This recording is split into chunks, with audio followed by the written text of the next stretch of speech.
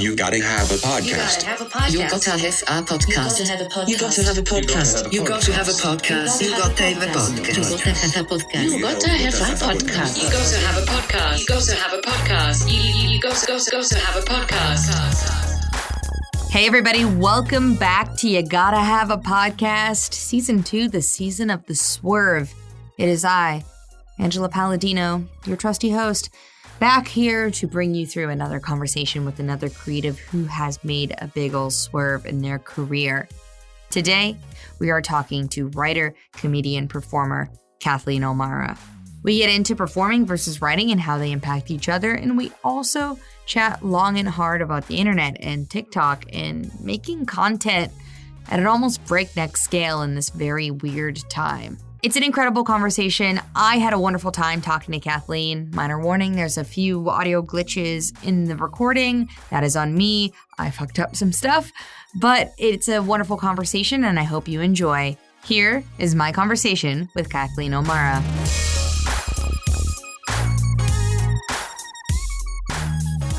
I was like a full-blown theater kid in high school, and I went to college for theater for 4 years. Mm-hmm. It was a BA program, but it still had an emphasis on acting and directing. And, I was really hardcore, I'm going to be on Broadway kind of thing, or I'm going to find a way to make my life as a theater actor. I had no interest in film, which was I feel a very big thing.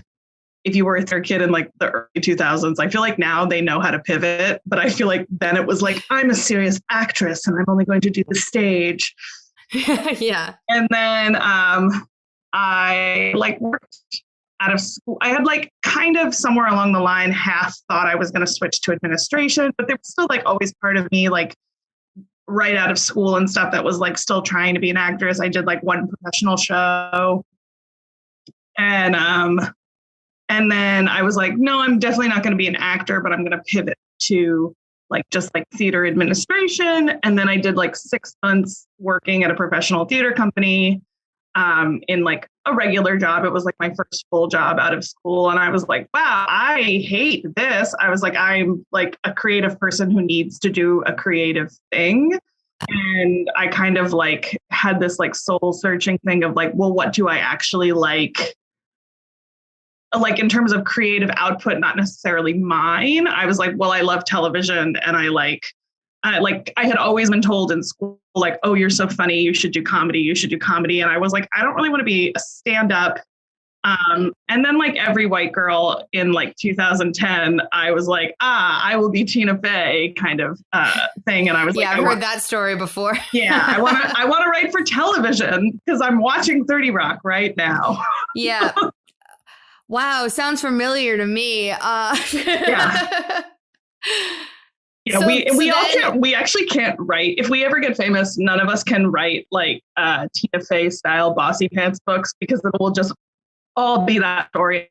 It's a 3-paragraph essay. Yeah. About having Tina Fey be on SNL when we were in high school, and then in college, 30 Rock happening, and being this is it. It really appealed to me because I think one of the things I didn't want to do, why I didn't want to be an actor specifically, I realized is that I am not I'm just not someone who can handle being unemployed. I know writers are in the same boat, but you can maintain a 9-to-5 as a writer. And then when you get a job as one, they don't always have traditional hours, but they have a schedule and a life. You're not you are jobbing to jobbing eventually, but you're not, it's just not that same pressure that I think performers have. And I found that I didn't mind auditioning. I didn't mind being in an audition room, which is what they always warn you about. But I didn't mind that even if I get an acting job, I'll be unemployed in 3 months again, and I'll have to do this again. I can't stand job hunting. Yeah. Also, with acting, I feel it's less so the auditioning thing, but it's you can't really do it unless you're being allowed to do it. Yes. With writing, you can always write, even if you're not being paid to write. You can just keep working on your craft. Whereas acting wise, you either then have to pay to be in a class or Or how you have to like, wait for someone to tell you that you're now allowed to act in whatever thing.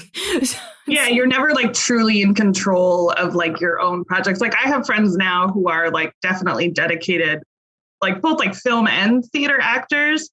And even like now as a writer, sometimes they'll just be like, oh, I really need I just need like real stuff. So I'm just going to like pay someone to like film a scene. And I'm like, what if I just like wrote you something and we filmed it? I was like, that helps me. That helps you. And like, it's so hard just to even get like samples of your work. You need someone else to like do it for you if you're an actor.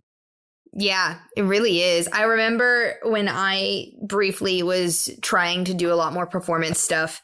And I was, when you first are like, oh, I need to put together a reel, but you're like, I have no clips. It's also chicken before like the egg. First time you try to do like a resume too, you're like, but I haven't done anything. Yeah. Or like, well, it fits on half a page. How do I make it longer? How big can this font go before it starts to look weird? Yeah. How much space should education take up? Because I did do that for 4 years. Can I like just make it bigger? I did was one point when I was doing that, especially with improv stuff, where I would just like I listed out like every improv class I'd ever taken, which was a lot of them, but it was like half the page was just like improv classes. Yeah, there is like some validity to that in the sense that they tell you about when you're a performer that like what you've done is never as important as like who you've worked with. So like if you're listing out a class, it's okay to list out a class because you should list out all your teachers. So they're like, be like, I know John Buck. Yeah. And he's someone. That doesn't really work. Exactly. It allegedly does. Yeah. I have no luck with it, but I have heard that same piece of information. Yep. So when you started to get more toward writing and like even testing the waters, were you starting out doing that like I'm going to write for myself just so that I can have more stuff to do, or was it like writing with friends, or did you just start like going and like, oh, I'm just only going to write for other people? What did you think? I took a class. I took a sketch class, and it was like but it also was like very specifically. This is a funny story. When I was in college, Chevy Chase did a master class. He was like a guest artist at my college. What? It was like, not only is it weird and random, he was like bad at it. Like he did a bad job, and he was like kind of mean to everybody too. He's like notoriously a horrible person to work with. A bad person, and that's how he acted. But at that same time, the only time in my 4 years at school, we were not like a college improv school. Like we had a big theater and a big film department, but like comedy wasn't really a thing. But there was one semester a teacher taught comedy writing. I don't even know what it entailed. I guess they wrote sketches. Like I have no idea what that class could have even been, because there wasn't like a comedian presence on that campus. So but I remember like wanting to take it and then like not taking it and like I'm an actor, and then like really regretting it, and like it like stayed with me for a few years. And then that class like did the master class with Chevy Chase, and I was like, oh, I could have that on my resume. Like I know it's stupid, no one would have cared. So weird. But it was like the class itself I had like regretted not taking. So I was like, oh, maybe I want to be a comedy writer, so I should take some type of comedy writing class. And it was between like Pitt UCB or like a stand-up. I had a friend who had taken a stand-up class, and I was still like not sure about the stand-up thing. So I went the sketch route. Yeah. I feel like taking a stand-up class, I've never taken a class on how to write stand-up, but I write a lot of stand-up, and I always have been. And I just feel like it's such a hard thing to teach because there's so many different, there's no game. There's set up punchlines. I also think it's like, speaking broadly, stand-ups are like, some stand-ups are definitely writers, but there's a lot of stand-ups that are like write a bunch of stuff, but I wouldn't qualify them as writers. So like, I wouldn't know who would teach those classes. Like if someone had like a very hard, like, oh, I write screenplays and I write all this, like they have like a much more structured writing background. And also I teach stand-up, that would be someone who I think would be a good stand-up writing teacher. But like, I don't know. You don't know who you're going to get, because I feel like some stand-ups would just be like, oh yeah, I just like joke and talk about whatever. And like, that's not helpful. There are some people who it's like 90% delivery. And really less about like the structure. Yeah, it's like, you're an interesting person who's like just kind of naturally charming and funny. Yeah. So when you started, just taking writing classes and like started to explore writing more, was it like an immediate like click? Like, oh, this is like feeling good. It's vibing. Like, this is where I want to like go down this path a bit more? Or were you still sort of like 1 foot in the acting world, 1 foot in writing world? I think I was like done acting by that point. Yeah. But I will say though, because like I still wasn't totally sold on like after 1 class, like purely on sketch writing. Like I knew I wanted to write longer form stuff, but like I didn't know, but it felt like, like again, a familiar story of like, it felt good to like be in a community of people who wanted the same thing. So you wanted to take the next class, and like, it at least seemed like those people knew like you could get, and we're, I think probably started around the same time of that, like early 10s when there was like there were more jobs you could get from sketch writing, like 5 to 10 years ago. There was more of those like, oh, you could write for websites. And like, there was more like middle level comedian jobs. And those are all gone now because all those sites crashed. So it felt like, oh, even if I'm not writing TV, this could like lead to like Funny or Die or some bullshit, Exactly. All those media revolution that then quickly fizzled out. Yeah. And then I was also, I think briefly I did like a continuing education, like screenwriting at the New School, which was like an online program because I was still living with my parents in New Jersey. And which sounds like it would have been a good idea, but it wasn't a very good class. I didn't really get much out of it, and I didn't find it super helpful. And then after I had kind of gone through the sketch program, I did improv because that's what everybody was doing. And then when I did improv, I was like kind of good at it because I had like a performance background, and I like kind of fast tracked back into performance for a brief period because like I got on a house team at the Pit, and like it was very validating having been through a training program as an actor in like a college program. Yeah. Those programs are not validating unless you're like the one person that everybody like that one girl who gets every role.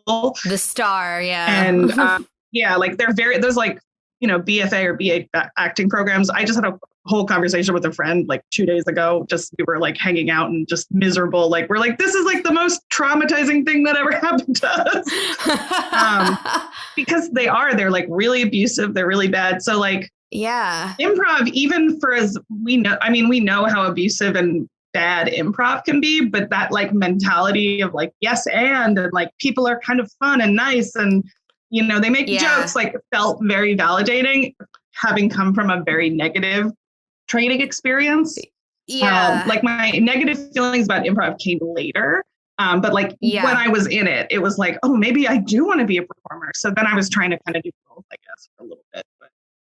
That is interesting. Yeah, because like with improv, right, it is more of like person to person with your peers, especially. It's a lot more supportive.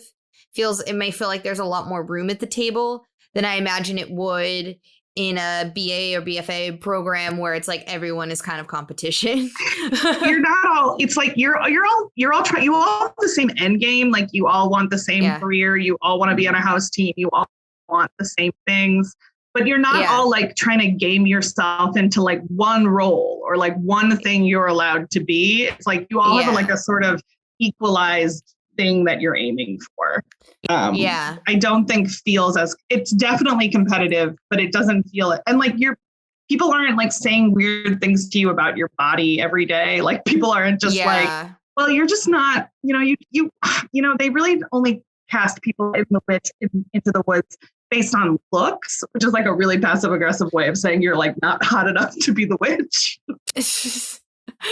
It was funny. I was talking with Erin Harland. Do you know Erin by any chance? The name sounds familiar, but I don't think so.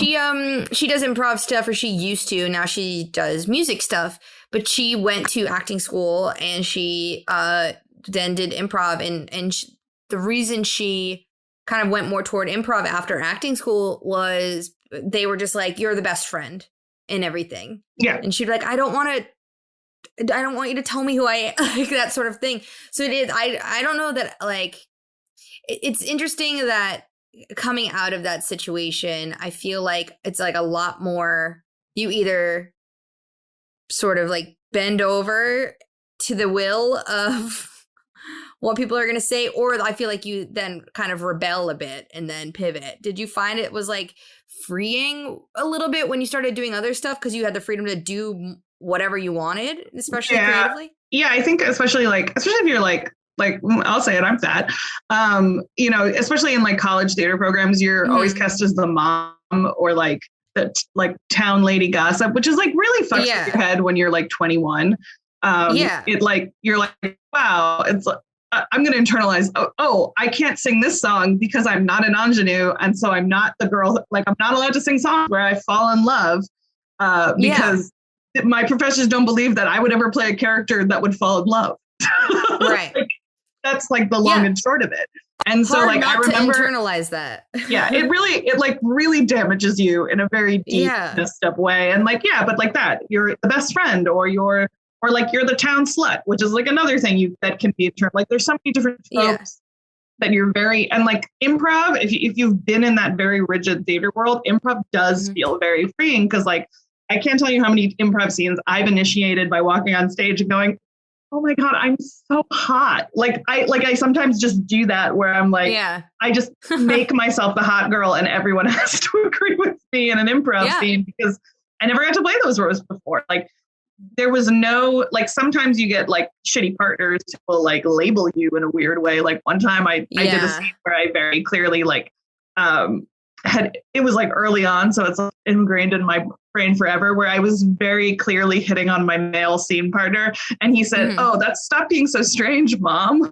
And I was like, no, but like, for the most part, people will agree with you. And you play however you want in improv. And that I think is big for a lot of like traditional performers. Yeah. And you also, you can play any sort of character that doesn't necessarily like, things that people wouldn't expect you to be. Like, I don't know how many times I played like a big, like broy dude. Yeah. Or like, like a bodybuilder or something. And I'm like 5'3". I think a lot of women like playing men. I think that's very common to be like, I want to be a bro or whatever. Or like, where you don't want to be sexualized. Whereas like my thing was like, no one ever sexualized me. Yeah. So go out there and take it. Reclaim the night, honestly. Yeah. So then when you started writing sketch, were you writing for like yourself to perform in them, or you just were like with the idea of like when you were taking those sketch classes, like, oh, I want to put myself in these sketches, or was it just in general to get your ideas out, no matter who might portray the characters? I think early on it was just like me trying to understand even what it was, because I remember feeling like I know there are definitely like people who are like comedy nerds in the sense of like they show up to their first sketch writing class and are like, I watched every season of SNL from 1999 to 2017. Like they're like very hardcore. And like I talk about this a lot with people too, of like, I think it's specific to women and like probably people of color or queer people or people who have ever felt marginalized in any way, that like your like frame of reference feels so different than like the traditional like comedy people frame of reference. Like I remember feeling out of place because I didn't have this. I did in some respects. I'd seen SNL a bunch, and I used to like watching stand up on Comedy Central because it came on right after school. But I never remember thinking of myself as like a comedy nerd, and I felt like I was like a theater dork. And I remember writing like sketches based off of like theater stuff, like my frame of reference, and like having all male teachers and being like, I remember getting a lot of this is too niche early on. Yeah.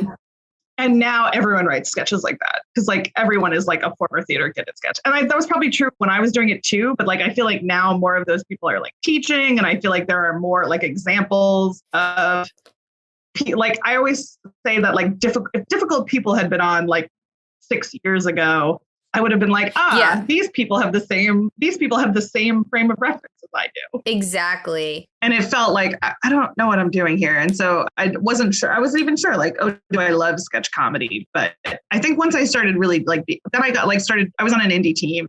And I think once I started performing it and like actually doing shows, I was like, oh, I do love this. This is fun. And it felt like theater. So I liked that element. Yeah.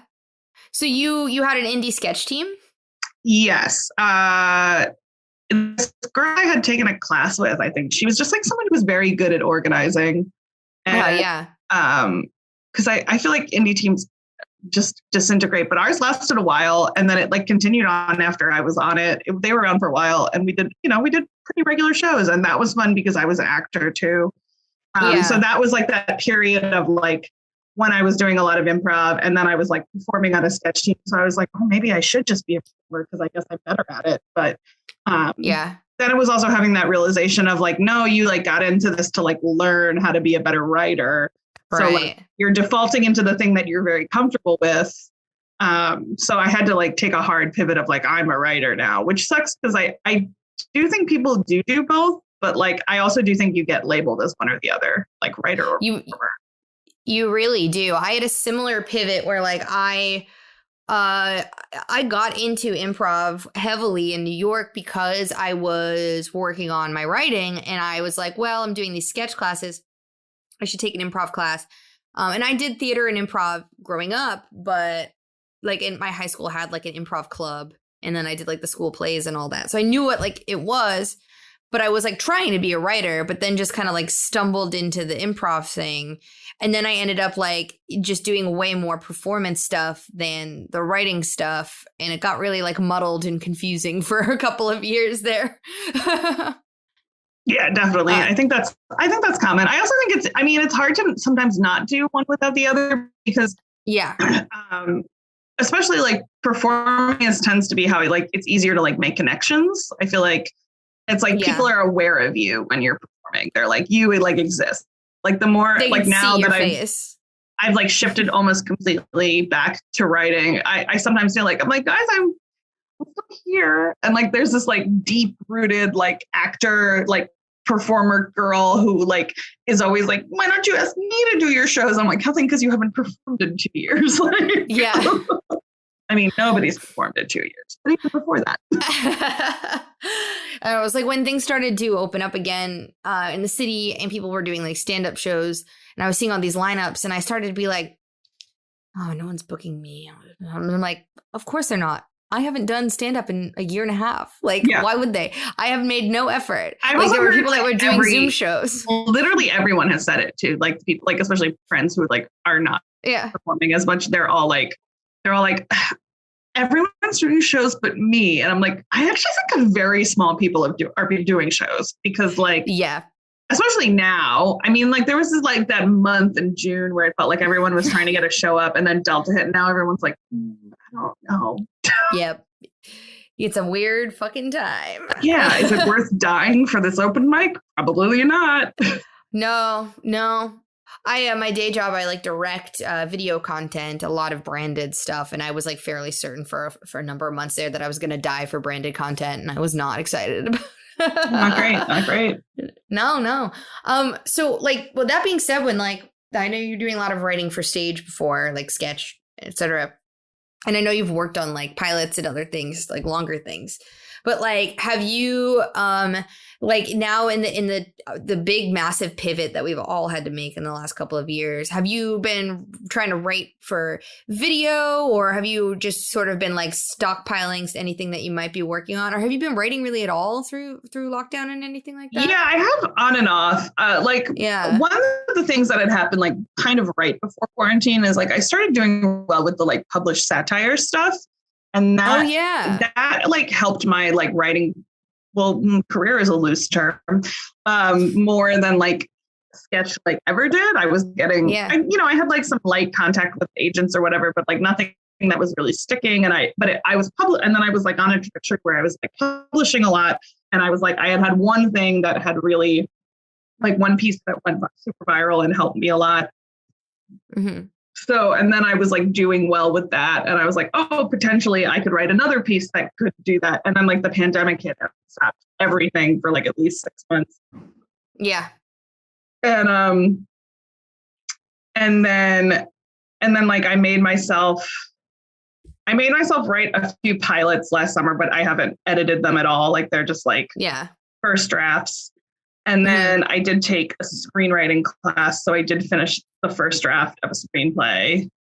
Cool. So it's been a lot of stuff that I've just like stockpiled. Like I've written, I've had bursts of energy.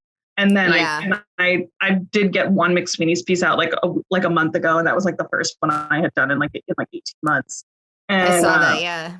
And so like, yeah, it's like very like much like sprints rather than like, oh, I'm like working and like on a trajectory and like feeling good about what I'm like putting out on top of my job. It's like I lost my job, quarantine hit, and I just like nothing felt funny anymore. Like nothing felt like I don't know how to like make light of like some people did really well with like still writing topical stuff at the beginning, middle, and whatever this is of quarantine. But like a lot of it is I'll like have an idea for something and I'll go down to write it.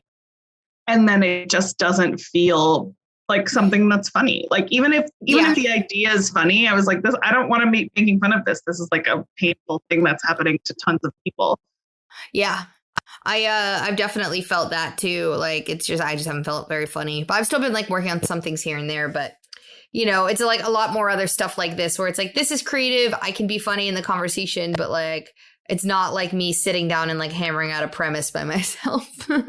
Yeah, definitely. So when you got into writing satire pieces, like for like publishing online and stuff versus like writing narrative or sketch, like dialogue driven stuff, did you find it was like really easy to hop between the different disciplines? Because they are like different skills.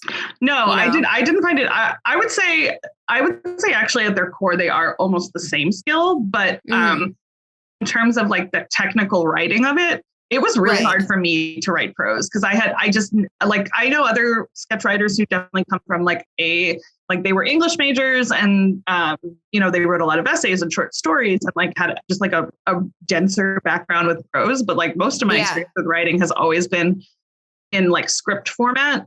So I was like, oh, I have to write so many words on the page. That's weird.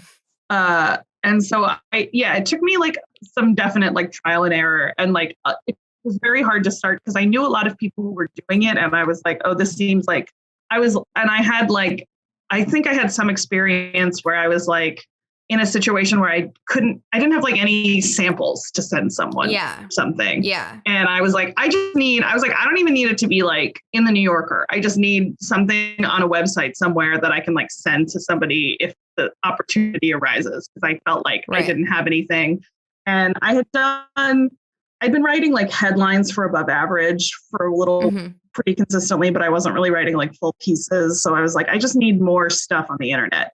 But it was hard. It was really hard at first because I didn't really know what I was doing in terms of just the technical ability to do it. And like, it felt like going back to school almost like, oh, I'm writing a 5-paragraph essay, which I haven't done in 15 years.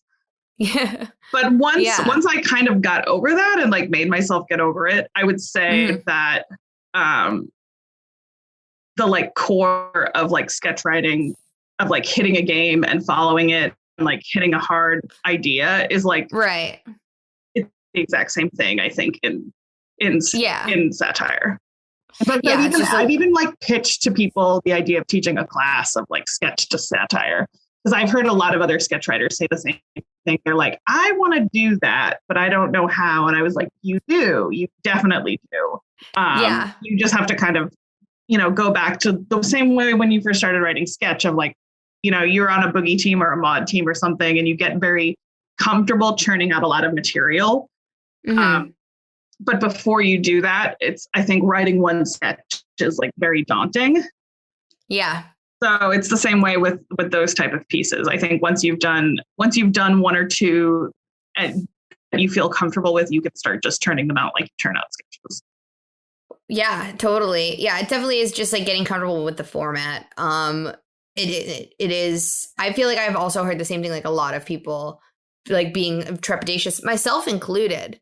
Like what kind of like sparked you to even try to attempt the prose thing? Because I know some people just won't even touch it. Did you just always like that stuff and wanted to try it, or honestly probably just jealousy of like other people I knew were doing it. See other people doing it and getting attention. And I was like, attention. That's always my real motivator. Give me some of that. It's funny, I'll meet like writer, like again, people who like purely have only been writers and never really liked performing, even if they did improv briefly, but like still don't really like performing, will be like, I hate when people perceive me. I hate attention. I really don't want attention. I just like writing. And I'm like, I don't relate to that. Are you saying that for attention? Like, like that is like, I'm so like attention motivated that I don't understand that other people aren't. So you don't want to be the faceless writer then? You want to be, you're going to have the epic, what is that?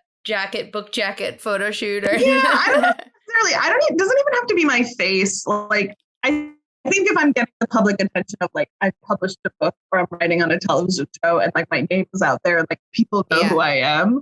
Because I mean, as soon as I get the attention, I hate it. Like I'm in constant like seeking it out. But as soon as somebody is like, wow, I really like your writing, or like, oh wow, that's cool that you're working on this, I'm like I panic. So I do understand like not liking it when you get it, like always in pursuit of it.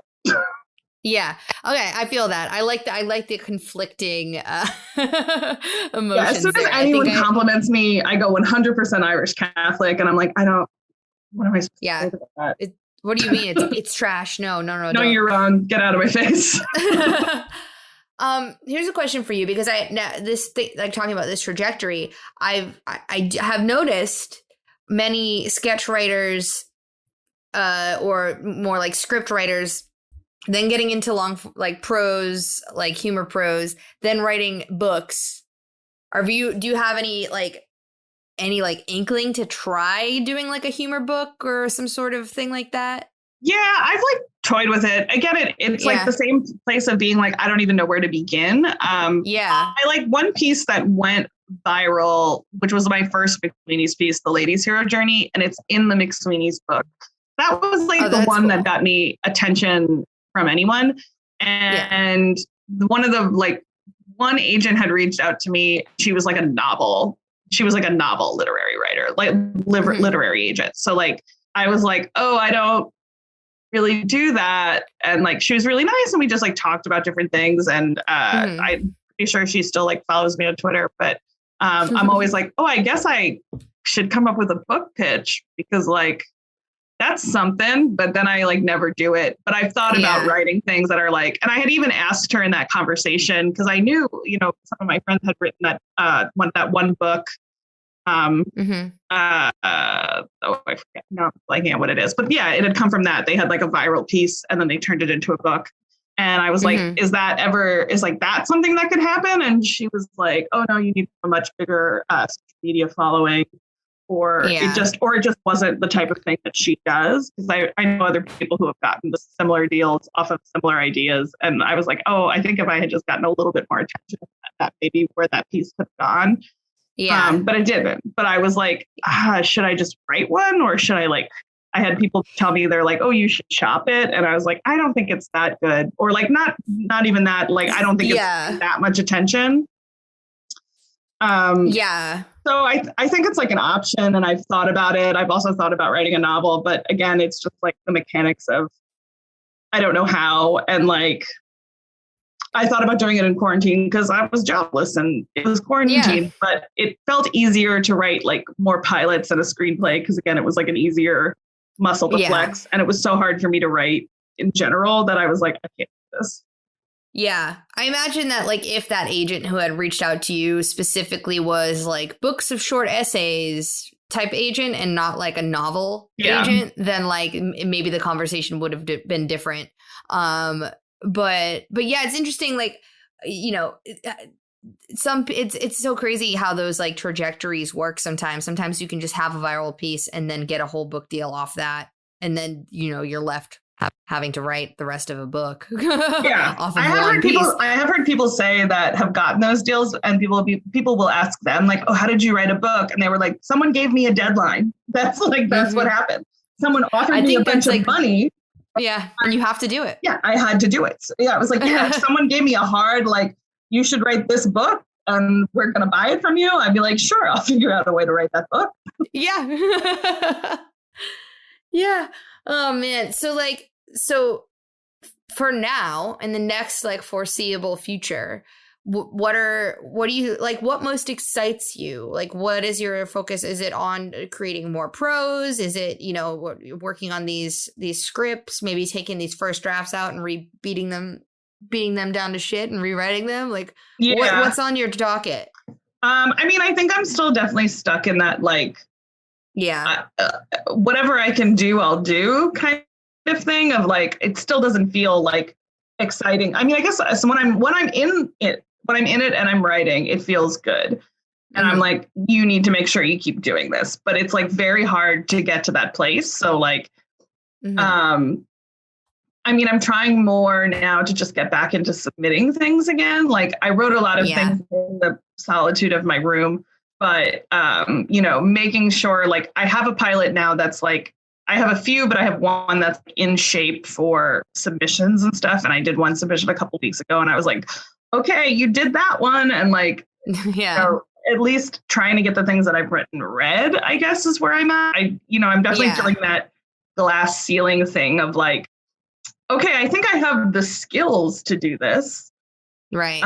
Because I think a lot of like early writing classes and like comedy stuff is all about like getting reps to get better. And then you hit a point where you're like, I feel like I'm in the place where I could be doing this because I know my peers that are doing it. And I'm like, I know that I'm at their, like, when you're at a certain level and you feel confident about that. And that's kind of how I feel. But I definitely feel that stopping point of, I've written a bunch of pilots, but I don't know how to get anyone to read them, or like, I don't know how to get someone to read a screenplay, or, and like the momentum I made right before quarantine of maybe I would shop, or maybe I would just like, do that like hard, like, I guess cold emailing does work for some people. I was thinking about doing it, but I also have that like snobby idea of like, if you build it, they will come.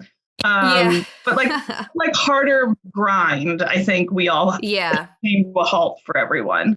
So like, I'm like, without that, I don't know what I'm doing right now. Yeah. I mean, same, like it definitely was a similar thing for me. It was a very hard grind that then just sort of disappeared. And now I'm like, well, kind of floating around out here, see what happens. I'm interested. Yeah, maybe something will just work out, baby. Sorry. Yeah. I think that was we got a little bit of a delay here. Yeah, that's okay. I'm actually just interested to know. So you said like when you're in it and you're writing, you're feeling really good about it. Do you like? So I know a lot of writers, and myself included, I don't necessarily enjoy the act of writing. I enjoy having ideas, and then I enjoy when I'm done writing it and I can read it.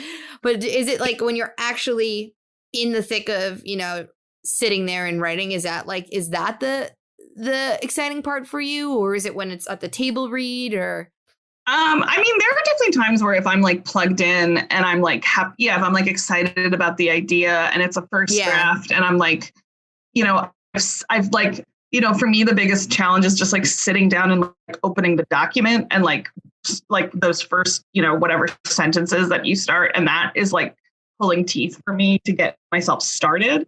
But when I'm like actually writing, I do like that. And then, but yeah, I mean, those other things are way more exciting, like finishing or having people read it, or, getting to post on social media that you finished a pilot. Again, attention driven.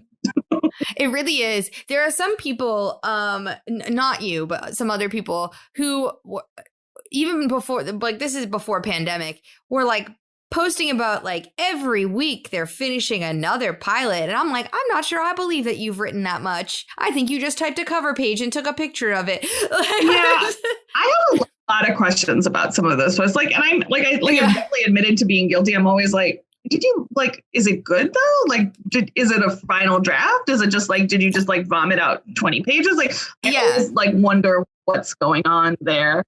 My roommate was just saying she was at a coffee shop in Brooklyn and she was overhearing two guys like pitching their screenplays to one another, and they were actors and they were just doing it very performatively at like a coffee shop. It was like everything that I think everyone makes fun of. And it was like, well, okay, I guess congrats, you're writing. I don't know if they had actually fully written the script or not, or if they were just like talking about it. But it's like, sometimes you can just be high on your own like ideas, which is I think okay.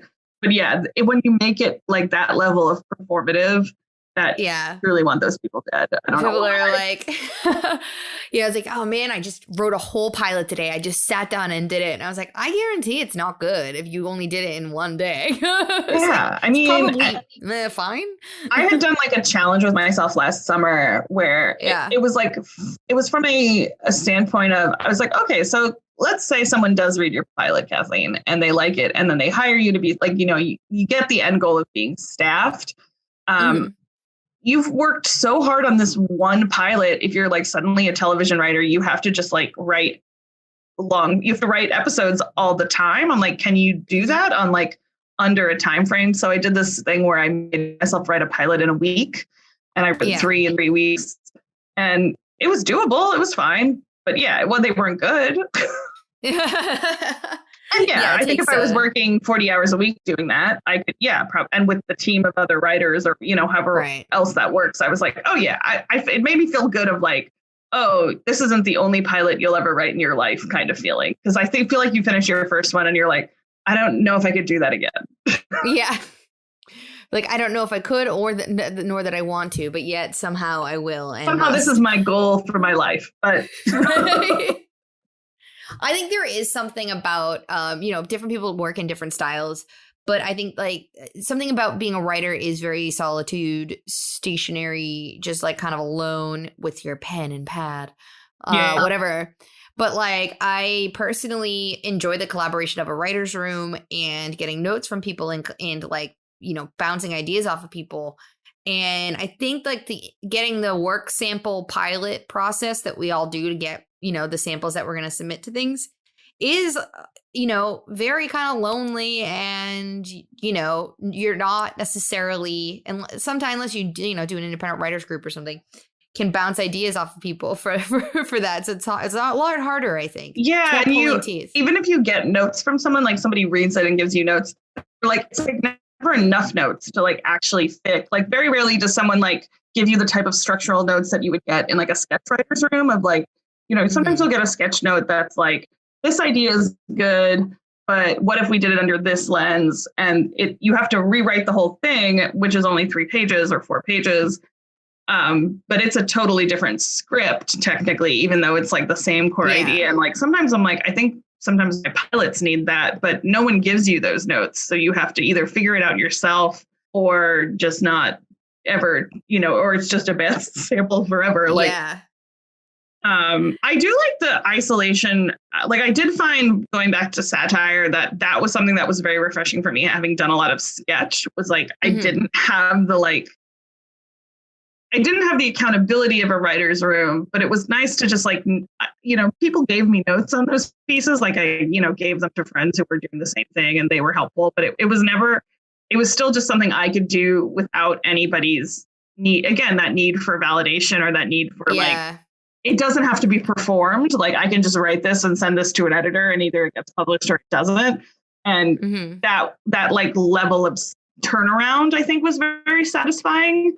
But then longer form stuff, it's, I think, just as frustrating because there's so many things that go into making it happen. Yeah, that's absolutely true. There's something sort of like single use, like turn the page, wash your hands about the shorter form, like prose things where it's like, I can just do this. If I think it's funny, send it out, see what sticks. And there's not that like need for, nobody has to perform it. And I lost my train of thought. So that's not helpful. I had an idea and then it went away. It happens. Making just stirring content for you. Or I was just going to say, that's another thing too, of like, there's so much pressure to like, just put out content now. And is it any of it good? No. That's how I honestly feel about a lot of things, about video stuff, about podcasts. Like, the whole reason I didn't want to have a podcast, and, you know, kind of the reason that I'm even have this podcast is because I didn't want to have one, because people kept being like, put out a podcast. And I'd be like, about fucking what? And for why? Like, there's a million of them already. Yeah. But then I like found something that I actually just wanted to have conversations with people and friends about. And then, you know, yeah, that's great. Turn it into content, because everything's freaking content, baby. Gotta make content. Yeah, that's all we're here for. That's why. That's the meaning of life. Clicks. I did TikTok briefly, and it was like, I did like okay on there, and then it was like, wait, I have to do this every day forever. Yeah, I did notice you. I saw when you were doing that. I personally can't. I get too addicted to TikTok. I can't have it on my phone. Yeah. I watch it for like 7 hours and I can't can't move. I'll do that. I still do that. How did you find, did you enjoy doing that very briefly when you were making the videos for TikTok, or was it like a suck of your soul? Yes and no, to both of those things. Like, there were days I was like, because I was not writing. So I was like, what if you just wake up every day and like make a TikTok? And then I tried that for like a month-ish, and I guess a couple months, and it was fine at first. But then there were definitely days where like for TikTok, it was like going back to the acting thing of like, oh, I have to wake up and I have to feel like not depressed about the way my face looks today. Not that I just like the way I look or anything like that, but it was just that very nitty gritty thing of like, oh, this is a camera and I have to look at myself. Then I like a very random video of mine went very, very viral, and I got very, very trolled heavily and like aggressively, to the point of like, you know, I'm 33. I've been on the internet for a long time. I've had everyone say everything under the sun to me, having a fairly active social media presence. But like, the level of trolling on TikTok is very aggressive. Like, there's just so many users, and they're faceless users. They're just like, they're essentially bots, or they're just like, I actually think there is somewhere like I've heard people do it on Discord, where they just like get groups of trolls together and they find something they hate and they just bomb it. I know that definitely happens on Twitch, and I'm pretty sure it happens on TikTok too. And I got stitched by a right-wing comedian who just like made fun of me. And so then all of his fans came after me. And it was just very, it was like, you know, I don't care if like people say, oh, you fat, ugly bitch. But when you sign onto an app, and every time you sign on multiple times a day, or like there's like 100 comments of you fat, ugly bitch, you're like, oh, this does get to you. I know that's like the whole point is that it's not supposed to, or like, you know, that these people are just dumbasses in the middle of their, you know, basement or whatever, and they're all terrible people. But like I had never faced that like quantity before, and I was like, oh, I don't want to do this anymore. And I was like, that sucks, because what they did worked. It's mentally not it's not great, and like the internet is just such a trash place. And it really is. It was like January and February of this year, which was like I think everybody hit their like pandemic wall. Like, I think if I went back now and somebody did it, I think the same thing happened, I could maybe deal with it better. Or if it happened pre-pandemic, I could have dealt with that better. But like that was like the lowest I had felt. And I was already depressed. So I was like, I can't take this. Yeah. It's also like, it's so frustrating because it's a little bit of a double-edged sword, especially during the pandemic where we're locked down, and we're, you know, especially back in like January, February. It's like we need the internet to like see what the world is doing, like keep in touch with people, feel like you still have a little bit of a social life or whatever it may be. But then at the same time, it's such a toxic place. So you can't it's very hard to completely disengage. And it's crazy because like there was a lot of positive feedback. A lot of people were very nice to me. Like hundreds of thousands of people were nice to me. It only takes it could be like 100,000 people are nice to you, and it only takes like 10 people being mean to you that you're just like, I can't take this. And it's like, TikTok is interesting because like in the years that we've all been making content, I've never seen a website where you can get so many views. It goes so viral. And like, it has to be fake. Like, it has to be some sort of inflation. Because like you'll get It really is. like you could get like 10,000 views, and that used to be 10,000 views used to be a big deal, and it's nothing on TikTok. You're not even considered viral at 10,000 views on TikTok. Yeah, I don't know how. I agree. I'm not sure if it's real. It's just it happens so fast. Like I just don't. It's just so many. I mean, I don't know. Then we're going to find something out about it at some point, right? Like we're going to find out that the views are fake or that they've been measuring it in a really weird way. I know they've already figured out that this is all very off topic, but I know they've already figured out that like TikTok knows how to manipulate you in terms of like they know how to like if you seem like you're not engaging enough, they'll make a random video viral and then that gets you to engage again. Like that's like a thing they've already essentially proven. But TikTok knows how to make your videos viral so you don't leave the app.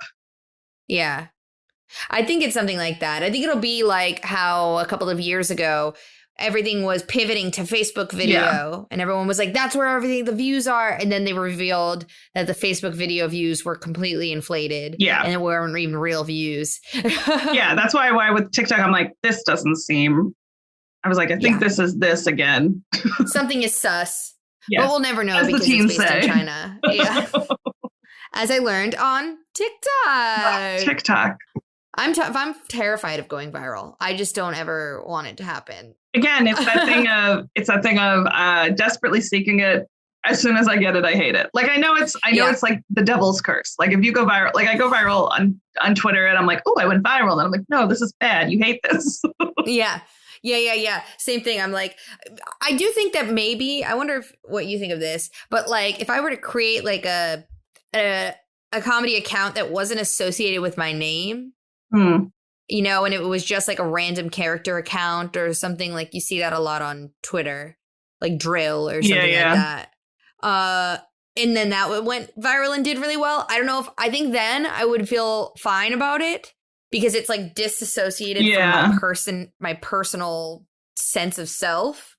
Yeah, but my whole point of being on Twitter or TikTok or any of these places is to put my name out there and to get like attention of like, you know, just anybody who's like, oh, you know, because people do still sometimes get hired from Twitter or from wherever. Not that it really happens in a realistic way, but like, because I've always said that if I get any sort of job that I actually want, if I'm on a career path that I actually want to be on, oh boy, will I leave Twitter in no time flat. Like if I get famous, guys, you'll never hear from me again. Like once a year I'll tweet Happy Christmas and the Greta Garbo of Twitter.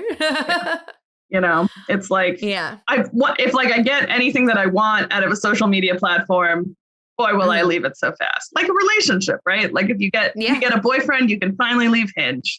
If I get staff, I can finally leave Twitter. I can't wait to the day that I get to delete all my social media accounts because I'm just too famous. I remember, I think it was Kristen Bartlett when she first got hired on SNL. She was like, I deleted my LinkedIn. She's like, I don't need this anymore.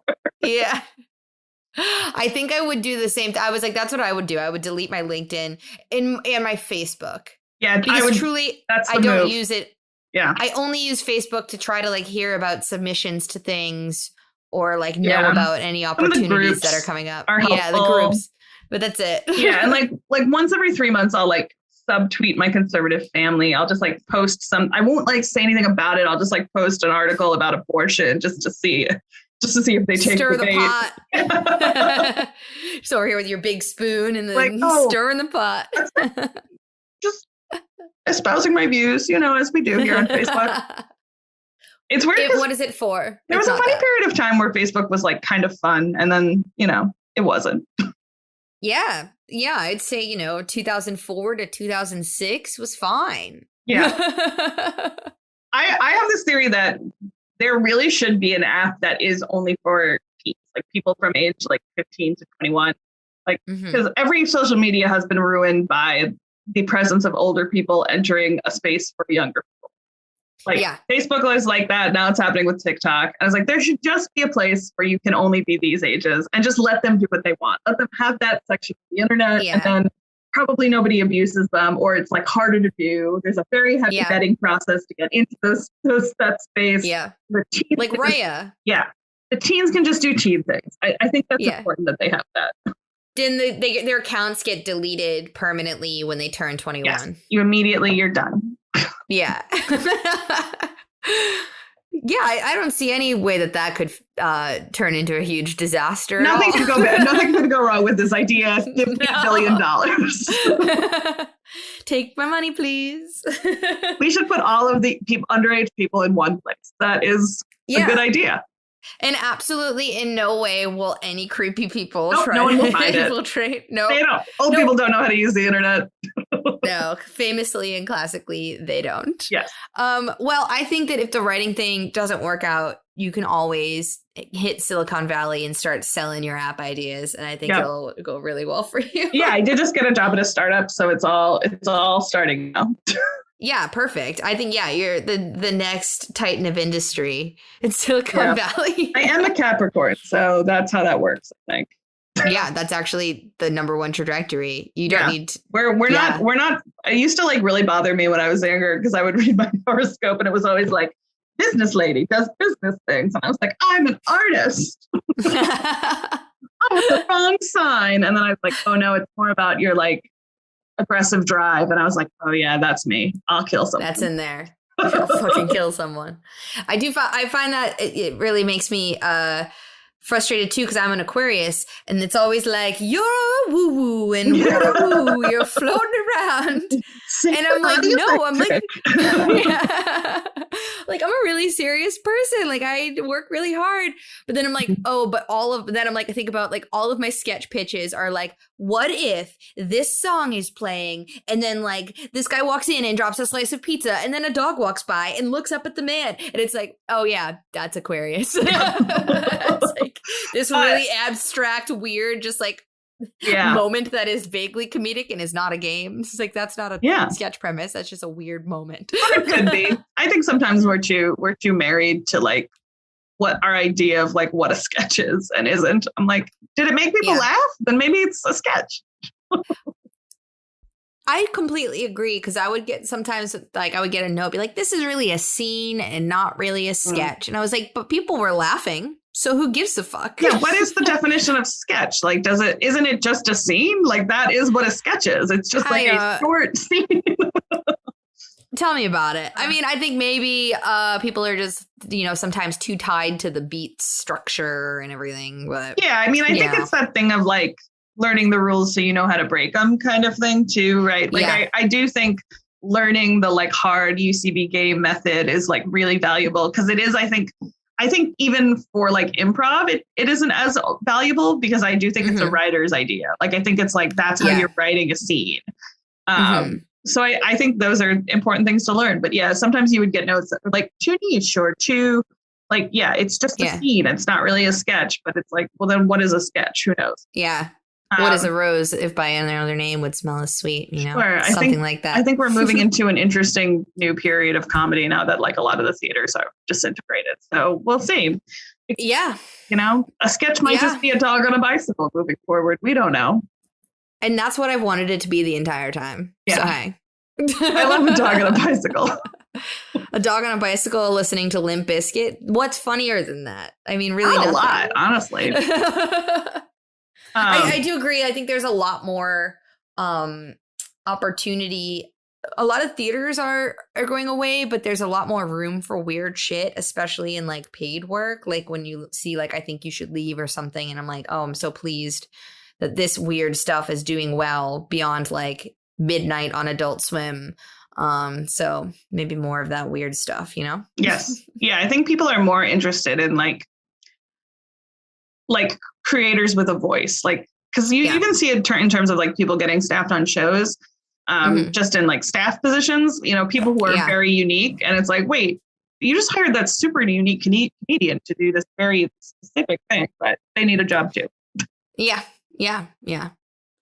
Well, thank you so much for chatting with me today, Kathleen. I really appreciate you coming on. And I always love being able to have conversations with people who like, I know we've like worked together a little bit in the past. We've always seen each other around shows and stuff, but we've never had like a long form like chat about what we're both doing when we're just coming out of those shows. So it's really, I'm really glad that we were able to. Yeah, this was fun. Thank you so much, Kathleen, for joining me on this episode of the podcast. It was a delight to speak with you. If you want to follow Kathleen and see more of her work, you can follow her on Twitter at O'Mara Rules. That is OMARA Rules. O'Mara Rules. I would guess maybe that's a play on O'Doyle Rules from Billy Madison, but could be wrong. Let me know, Kathleen, if that's right. Anyway, that's it for me this week. I will be back with you next week with another episode and another incredible conversation. If you want to follow me, I am on Twitter at AngePal. And if you want to follow the podcast, please like, subscribe, rate, and review. I'd really appreciate that. That sort of feedback really helps me out. So if you have a moment, thanks for doing that. It would really mean a lot. I've been Angela Palladino, and until next week, I'll talk to you.